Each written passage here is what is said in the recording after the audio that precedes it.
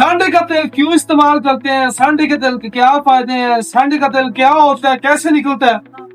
काफी कमेंट आते हैं, मैसेज आते हैं, कॉल आती हैं कि इमरान भाई सांडे के तेल के फायदे। सांडे का तेल बेसिकली दर्दों के लिए होता है। हड्डी फ्रैक्चर हो गई है, चोट लगी, कुछ गहरा जख्म हो गया है, बेसिकली होता है जख्मों के लिए। और लोग इसको जिस चीज के लिए आप समझ रहे हैं उसके लिए भी इस्तेमाल किया जाता है। उसके लिए इसमें झुंड बदस्तर, रेगमाई, अक्कर करा, ये मुख्तलिफ मजमुआ होता है चीजों का। सांडे के तेल के अंदर ये एक मुकम्मल किला बनाया जाता है, फिर वो पेनिस पे यूज किया जाता है। टाइट्रेस के लिए, मोटेपन के लिए, नस सख्त करने के लिए बेहतरीन एक टारक है। ये बातें मुनासिब नहीं है, लेकिन ज्यादातर हमारे 80% जो माशरे में मर्द हैं उनका ये मसला है। इसलिए अगर खुल के बताएंगे तो आपका प्रॉब्लम सोल्व होगा। एक ड्रॉपर ही काफी है। ये तला सांडा है, नस का आगे वाला और पीछे वाला हिस्सा छोड़ के सेंटर वाले हिस्से पे 3 कतरों का सिर्फ मसाज करना और बेहतरीन रिजल्ट है।